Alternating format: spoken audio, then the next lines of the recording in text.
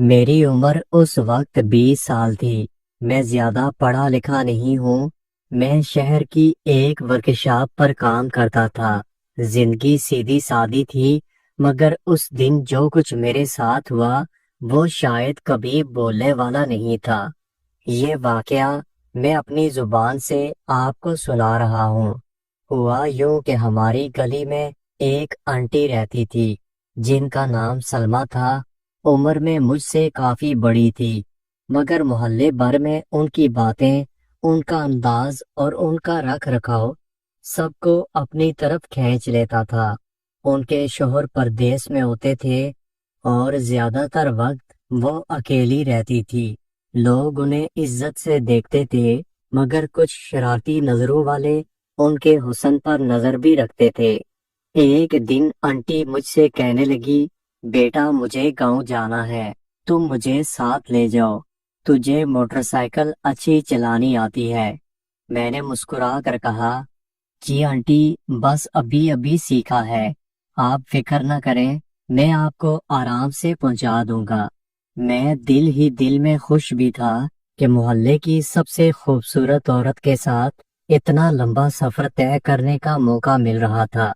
میں نے motor cycle تیار کیا اور اگلی صبح ہم دونوں نکل پڑے۔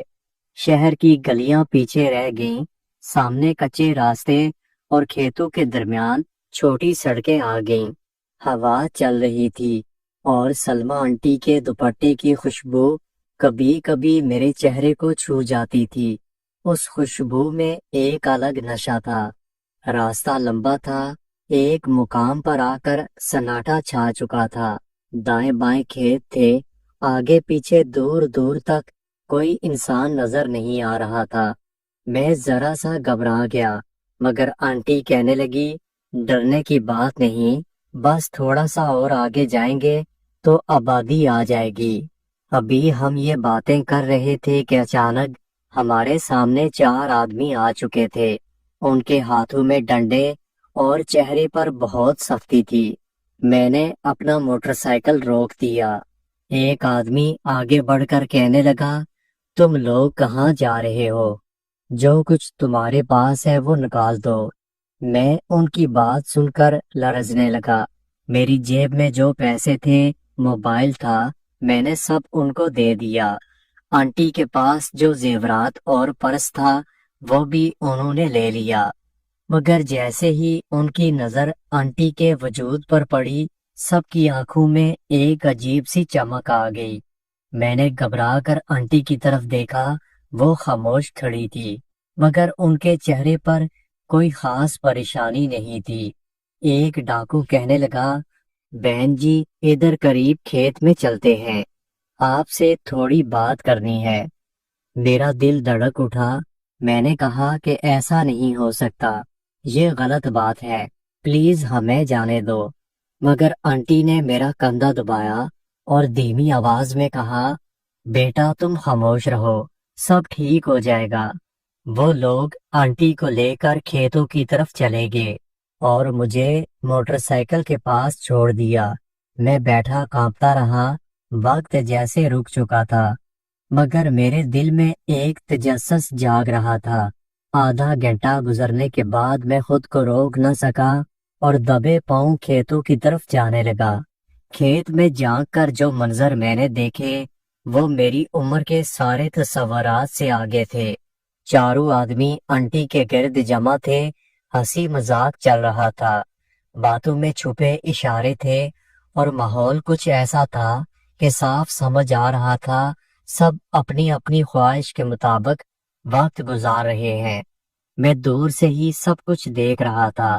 آنٹی کبھی ہنستی تھی اور کبھی اپنی نظریں جھکا لیتی۔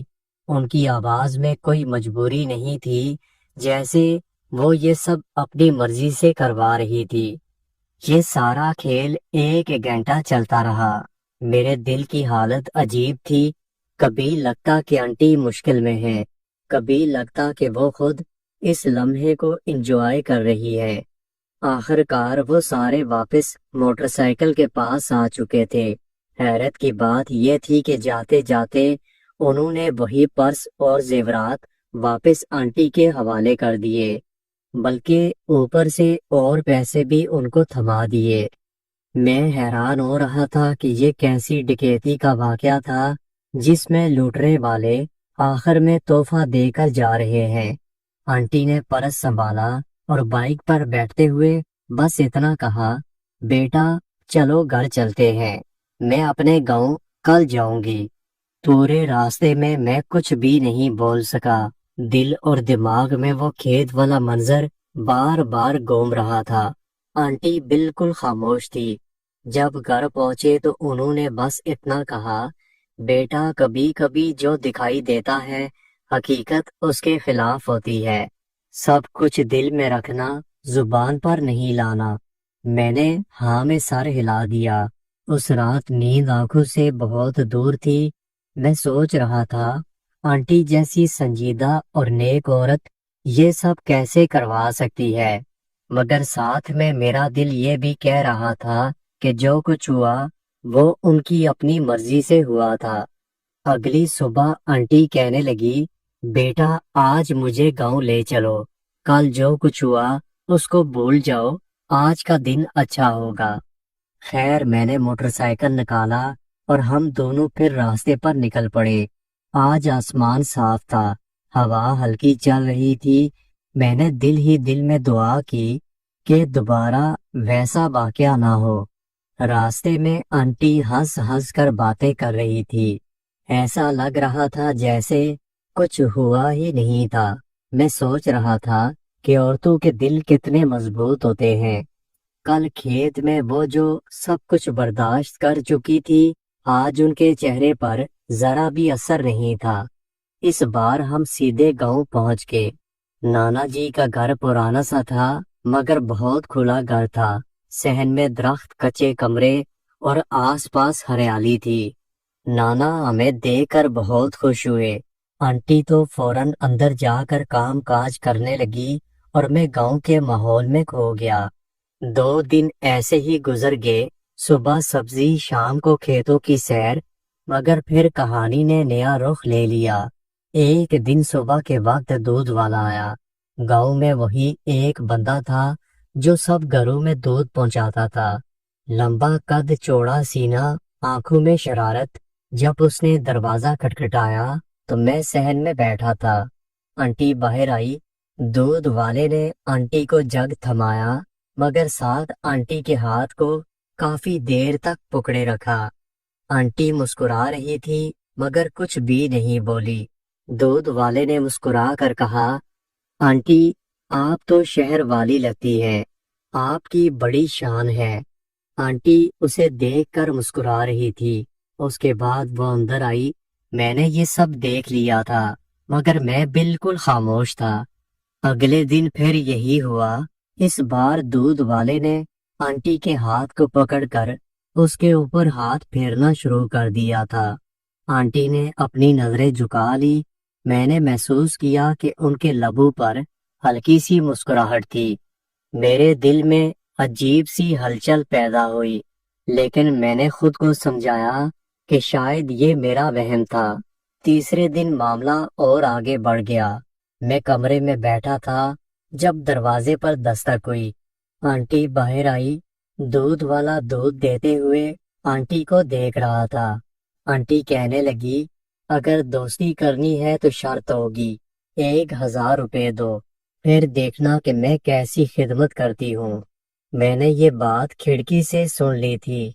मुझे हैरत हो रही थी कि वो लोग सरेआम बात कर रहे थे, मगर उससे भी बड़ा झटका मुझे उस वक्त लगा जब आंटी ने मुस्कुराते हुए कहा, तुम 1000 रुपए लेकर आओ, फिर सोचेंगे। अब मामला सिर्फ मेरे लिए तमाशा नहीं था, बल्कि ये हकीकत बन चुका था। मैं दिन भर ये सोचता रहा कि आंटी के दिल में क्या चल रहा था। कल ही तो वो डाकुओं के साथ खेत में वक्त गुजार कर आई थी और आज दूध वाले से दोस्ती की शर्त लगा रही थी। फिर चौथे दिन दूध वाला सच में 1000 रुपए ले आया। मैंने अपनी आंखों से देखा कि उसने पैसे आंटी के हाथ में रखे और आंटी ने मुस्कुराकर उसका हाथ थाम लिया था। दरवाजे पर दोनों काफी देर खड़े बातें करते रहे। آنٹی کبھی مسکراتی تھیں، کبھی بالوں کو پیچھے کرتی اور کبھی اپنی نظریں جھکا لیتی۔ میرا دل زور زور سے دھڑک رہا تھا۔ میں نے سوچا کہ یہ سب میں نے شہر میں کبھی نہیں دیکھا تھا۔ عورتیں بھی اپنی تنہائی اور خواہشات کے آگے کبھی کبھی ہار جاتی ہیں۔ آنٹی کے شوہر پردیس میں تھے اور شاید اسی خلا کو بھرنے کے لیے وہ یہ سب کر رہی تھی۔ 10 دن ہم نانا کے گاؤں میں رہے۔ ان 10 دنوں میں نے روز دیکھا کہ دودھ والے اور آنٹی کی بات بڑھتی جا رہی تھی۔ کبھی وہ صحن میں کھڑے بات کرتے، کبھی دروازے پر۔ آنٹی کے چہرے پر ایک نیا نکھار آ چکا تھا۔ لگتا تھا کہ جیسے وہ برسوں کے بعد اپنی مرضی کی دنیا جی رہی تھی۔ میں اندر سے حیران بھی تھا کہ آنٹی کے انداز اور دودھ والے کی بے باکی نے مجھے یہ سمجھا دیا کہ کہانی اب کسی نئے موڑ کی طرف جانے والی ہے۔ اب وہ روز کا معمول بن چکا تھا۔ ایک دن میں نے دیکھا کہ دودھ والا اپنی باتوں کے دوران آہستہ آہستہ آنٹی کے قریب ہو رہا تھا۔ اس نے کچھ کہا اور آنٹی مسکرانے لگی، ساتھ ہی ان کی آنکھوں میں ایک شرارت آ چکی تھی۔ میں سمجھ چکا تھا کہ اب یہ سب محض سلام دعا یا رسمی بات نہیں تھی، یہ ایک تعلق بن چکا تھا۔ اس دن شام کو میں نے ہمت کر کے آنٹی سے پوچھ لیا، آنٹی یہ دودھ والے کے ساتھ آپ اتنا ہنس کر کیوں بات کرتی ہو؟ آنٹی مسکرانے لگی، کہنے لگی، بیٹا کچھ باتیں عورتوں کی اپنی ہوتی ہے، تجھے ابھی سمجھ نہیں آئے گی۔ میں ان کی بات سن کر خاموش ہو گیا۔ اگلے دن پھر وہی ہوا، مگر اس بار معاملہ آگے بڑھ چکا تھا۔ دودھ والے نے آنٹی سے کہا، آنٹی جی کبھی تنہائی میں بھی بات کر لیا کرو، دروازے پر سب کچھ کہا نہیں جا سکتا۔ آنٹی نے پہلے تو اسے ٹالنے کی کوشش کی، مگر آخر کار انہوں نے آہستہ سے کہا، کل شام صحن میں آ جانا جب سارے سو جائیں گے۔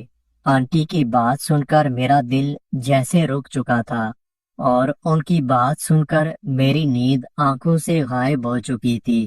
میں دن بھر کروٹ بدلتا رہا، یہ سوچتا رہا کہ آنٹی اور دودھ والا صحن میں کیا کریں گے۔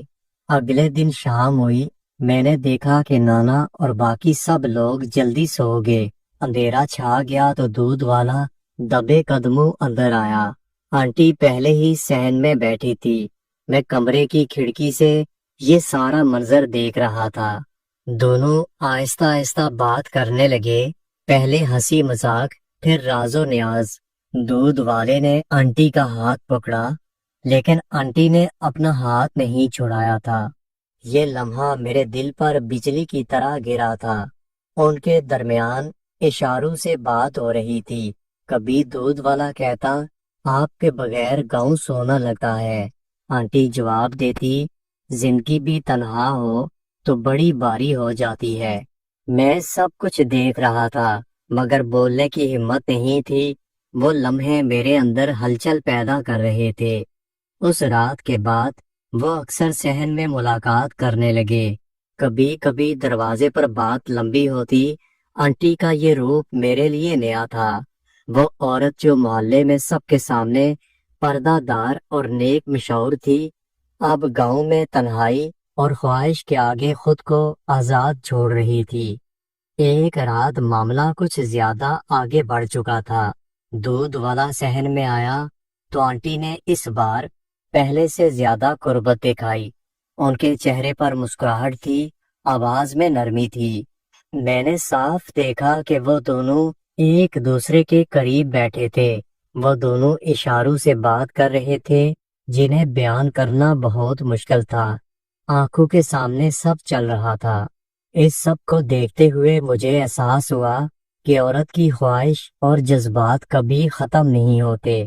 آنٹی نے یہ راز مجھ سے کبھی نہیں کہا، مگر ان کی آنکھیں، ان کی مسکراہٹ، ان کی ہر حرکت نے یہ سب کچھ واضح کر دیا تھا۔ باتوں کا سلسلہ چلتے چلتے اشاروں میں بدل گیا۔ اشارے، نظروں کے کھیل، ہاتھوں کی جنبش۔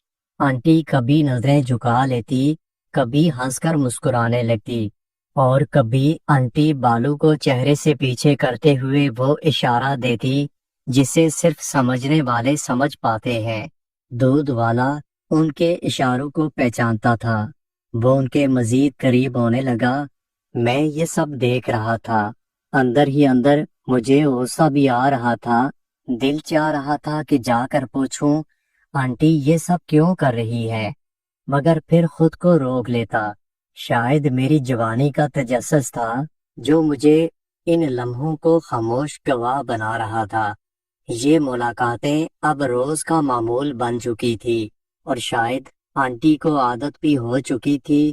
دن میں دروازے پر ہنسی مذاق اور رات کو صحن میں راز و نیاز۔ گاؤں کی فضا میں یہ سب اور بھی عجیب لگ رہا تھا۔ ایک دن صبح اٹھ کر میں نے دیکھا کہ دودھ والا دروازے پر کافی دیر رکا رہا۔ جاتے جاتے اس نے آنٹی کے کان میں کچھ کہا تھا۔ آنٹی نے مسکرا کر سر ہلا دیا۔ اس دن شام کو وہ دونوں پہلے سے زیادہ دیر تک صحن میں بیٹھے رہے۔ میں سمجھ گیا کہ ان کے درمیان تعلق اب دوستی سے آگے نکل چکا تھا۔ میرے دل میں سوال تھے مگر جواب کوئی نہیں تھا۔ کیا یہ سب غلط تھا یا یہ بس ایک عورت کی تنہائی کا علاج تھا؟ میں فیصلہ نہیں کر پایا۔ آخر وہ دن آ گیا جب ہمیں واپس شہر جانا تھا۔ صبح آنٹی نے سامان باندھنا شروع کیا۔ دودھ والا حسب معمول آیا مگر اس بار اس کے چہرے پر اداسی تھی۔ آنٹی نے دروازے پر اس سے لمبی بات کی۔ میں نے صاف دیکھا کہ جاتے جاتے ان کے ہاتھ ایک دوسرے میں کچھ لمحوں کے لیے جڑ چکے تھے، جیسے دونوں جانتے ہوں کہ یہ لمحہ شاید آخری ہو۔ ہم موٹر سائیکل پر روانہ ہوئے تو آنٹی خاموش تھی۔ راستے میں نے پوچھا آنٹی کچھ کہہ نہیں رہی، آپ خاموش کیوں ہیں؟ وہ ہلکا سا مسکرا کر بولی بیٹا کچھ باتیں دل میں رہنے دو، سب کچھ زبان پر لانے سے کہانی کا مزہ ختم ہو جاتا ہے۔ میں نے آنٹی کی بات کا کوئی جواب نہ دیا۔ میں جانتا تھا کہ ان کے دل میں کیا تھا۔ گاؤں میں گزرا وقت، دودھ والے کے ساتھ گزرا ہوا وقت، یہ سب ان کی یادوں میں ہمیشہ قائم رہے گا، اور میں تو بس ایک خاموش تماشائی تھا جس نے اپنی آنکھوں سے سب کچھ دیکھا اور اسے اپنے دل میں قید کر لیا۔ جب شہر واپس آئے تو آنٹی دوبارہ وہی باوقار پردے دار عورت بن گئی۔ محلے والے انہیں دیکھ کر عزت دیتے رہے۔ کوئی یہ نہ جان سکا کہ گاؤں میں انہوں نے اپنی کہانی کا کیسا باب لکھا تھا۔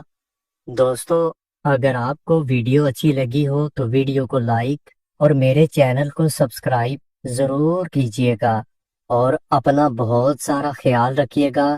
ملتے ہیں اگلی ویڈیو کے ساتھ۔